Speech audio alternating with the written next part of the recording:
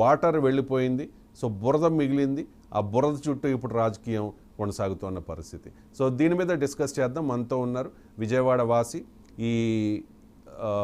ఈ flood affected ఏరియాలో చాలా అగ్రెసివ్గా అధినేత పిలుపు మేరకు అక్కడ సహాయ కార్యక్రమాల్లో పాల్గొన్న జనసేన పార్టీ వీర మహిళ రావి సౌజన్య గారు. అలాగే మనం చూస్తున్నాం పక్క బాక్స్లో విజువల్స్.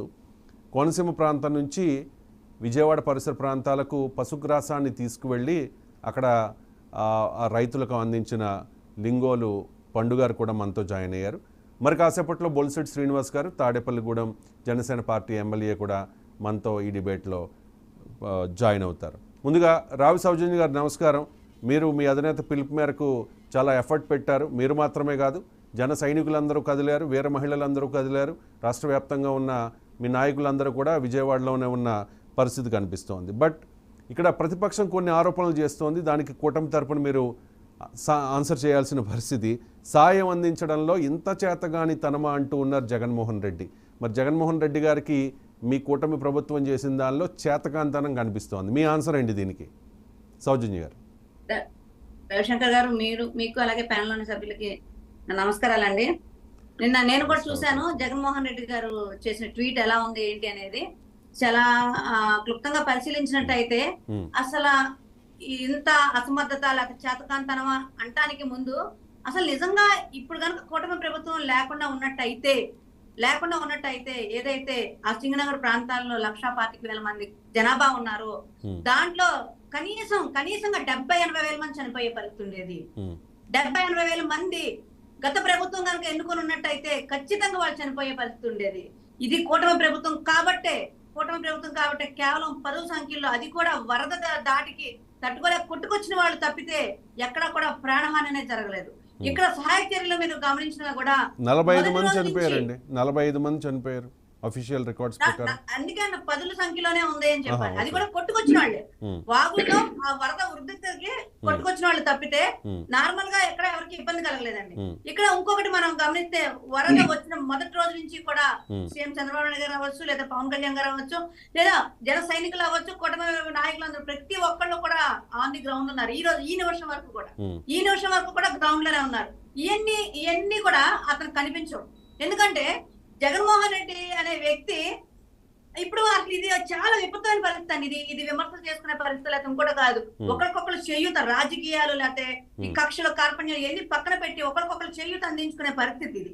కానీ దీన్ని కూడా పక్కన పెట్టి అతను ఈ సందర్భాన్ని కూడా రాజకీయం చేయాలని చూస్తున్నాడు.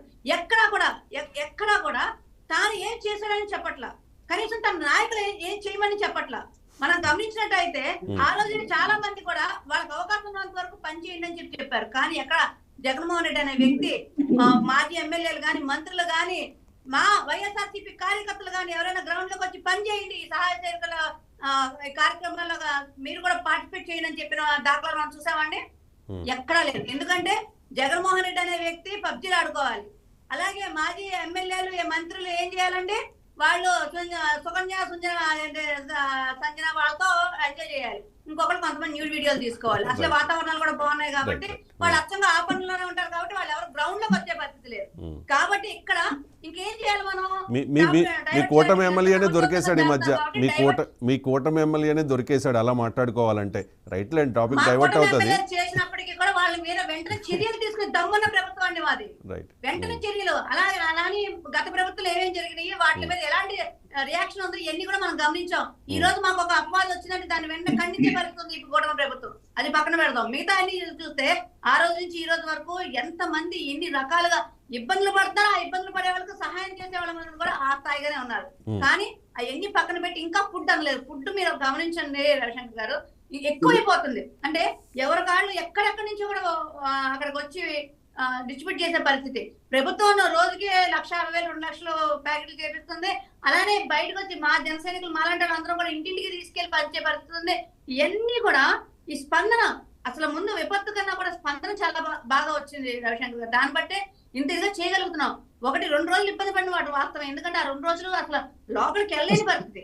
ఇక్కడ ఒకటి ముఖ్యంగా ఏంటంటే మున్నేరు పొంగటంతో పాటు ఈ పైనుంచి వచ్చిన వరదలు, మున్నేరు, అలానే బుడమేరు కట్ట ఈ మూడు ఒకేసారి రావటం వల్ల ఎవరు ఎంత అలర్ట్ చేసినప్పటికీ కూడా మీకు ప్రజల విషయం కూడా కొంతవరకు చెప్తాను రవిశంకర్ గారు. ఏంటంటే మొన్న రైట్, ఒక్క నిమిషం రావు సౌజన్య గారు, రావు సౌజన్య గారు ఒక్క నిమిషం. బొలిశెట్టి శ్రీనివాస్ గారు మీ పార్టీ ఎమ్మెల్యే మనకి ఫోన్ లైన్లో కనెక్ట్ అయ్యారు. శ్రీనివాస్ గారు నమస్కారం.